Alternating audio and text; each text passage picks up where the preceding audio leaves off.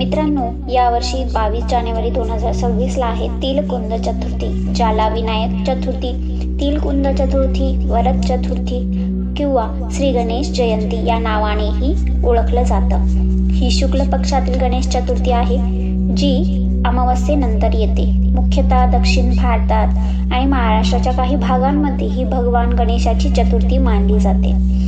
नवीन कामाच्या सुरुवातीसाठी ही चतुर्थी शुभ मानली गेली आहे. चला तर मग गणेश जयंती उर्फ तिलकुंद चतुर्थी कधी आहे आणि चतुर्थीचा शुभ मुहूर्त काय आहे बघूया. गुरुवार दिनांक 22 जानेवारी 2026 रोजी ही चतुर्थी सुरू होत आहे. मध्यरात्री 2:47 आणि ही चतुर्थी समाप्त होणार आहे 23 जानेवारी 2026 रोजी मध्यरात्री 2:28. उदय तिथीनुसार 22 जानेवारी रोजी तिलकुंद चतुर्थी आहे. तिलकुंद चतुर्थीच्या दिवशी माध्यान्ह पूजा मुहूर्त साधारणतः सकाळी 11:20 पासून ते 1:04 पर्यंतचा आहे. यासाठी तुम्ही तुमचे स्थानिक पंचांगही देखील तपासू शकता. भारतात अनेक भागात ही चतुर्थी गणेश जयंती म्हणून ओळखली जाते, ज्यात गणपती बाप्पाला तिळगुळ आणि मोदक अर्पण केले जातात. तिलकुंद चतुर्थीच्या दिवशी नक्की काय करावं, त्यासाठी काय विशेष पूजा विधी आहे, हे सगळे प्रश्न तुम्हाला पडले असतील तर मग सांगते ऐका. चिंता करू नका, व्हिडिओ शेवटपर्यंत बघा. तर या चतुर्थीच्या दिवशी गणपतीची पूजा केली जाते. गणेश अथर्वशीर्षाचं पठण केलं जातं. तसेच तुम्हाला जमलंच तर गणेश चालीसा म्हणा, गणपतीची आरती म्हणा, गणपतीचे मंत्रही तुम्ही 108 वेळा म्हणू शकता. त्याचबरोबर गणपतीला आवडणारी दुर्वा फुले देवाला ठेवा. गणपतीला प्रसाद रूपी तिळगुळ, तिळाचे लाडू, मोदक किंवा इतर कोणतेही आवडणारे लाडू नैवेद्य म्हणून ठेवू शकता.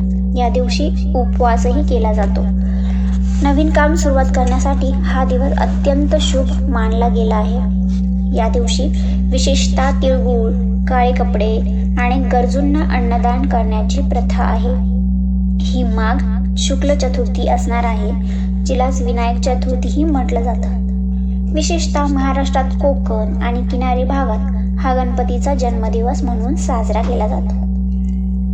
आपल्याला सुख समृद्धी मिळावी, घरात आनंद यावा, भरभराट व्हावी आणि संकटे दूर व्हावी याकरता नक्की या दिवशी गणपतीची पूजा करा आणि गणपतीला तुमच्या मनातील इच्छा सांगा.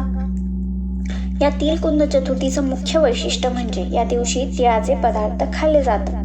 त्याचबरोबर गणपती बाप्पाला तीळ खूप प्रिय असल्याने देवाला प्रसाद रूपी तीळयुक्त पदार्थ ठेवले जातात. या दिवशी गणपतीची षोडोपचार पूजा करावी, म्हणजे 16 उपचारांनी पूजा केली जाते. विशेषतः ही पूजा विधी बघूया. महाराष्ट्रातील घरगुती परंपरेनुसार ही पूजा माध्यान्ह काळात दुपारी केली जाते. आधी सांगितल्याप्रमाणे माध्यान्ह पूजेचा मुहूर्त 23 जानेवारी गुरुवारी रोजी सकाळी 11:20 पासून ते दुपारी 1:04 पर्यंतचा आहे. या दिवशी सकाळी लवकर उठून स्नान करावं, स्वच्छ कपडे घालावे, शक्य असल्यास लाल किंवा पिवळ्या रंगाचे कपडे घालावे जर तुमच्याकडे ते असतील तर. पूजास्थान स्वच्छ करावा आणि गणपतीसाठी लाल किंवा पिवळ्या रंगाचे आसन अंथरावं. त्यावर गणपती बाप्पाची मूर्ती किंवा फोटो ठेवून पूजा करावी. मूर्ती किंवा फोटो नसेल तर तुमच्याकडे गणपतीच्या नावाची सुपारी तांदळात ठेवून त्याची पूजा करावी. पूजा करण्यासाठी पूर्व दिशेला तोंड करून बसावे आणि जर तुमच्याकडे गणपतीची मूर्ती असेल किंवा सुपारी, त्याला पंचामृताने स्नान घालावे. त्यानंतर स्वच्छ पाण्याने अभिषेक करावा. गणपतीची मूर्ती किंवा सुपारी चांगल्या कपड्याने पुसावी, स्थानापन्न करावी. त्यानंतर गणपतीला हळदी, कुंकू, अक्षता व्हावे. देवाला आवडणारी फुले, दुर्वा देवासमोर ठेवावी. देवाला धूप, अगरबत्ती लावावी, दिवा लावावा. नंतर देवाला भक्तिभावाने नमस्कार करा. देवाचे मंत्र म्हणा, गणपती अथर्वशीर्ष म्हणा, गणेश चालीसा म्हणा जर तुम्हाला जमलं तर. त्यानंतर गणपतीची आरती म्हणा व देवाला नैवेद्य ठेवा. अशी तुम्ही साधी, सोपी, भोळी भक्ती पूजापाठ देवाची करू शकता. शेवटी देवाला तुमच्या मनातला भाव, भक्ती, श्रद्धा, विश्वास महत्वाचा असतो. या दिवशी जर तुम्हाला वेळ असेल आणि जमलं तर गणेश मंदिरात जाऊन देवाच्या पाया पडा आणि ज्या लोकांना शक्य झालं नाही मंदिरात जाण्यासाठी तर तुम्ही घरातही पूजा करू शकता.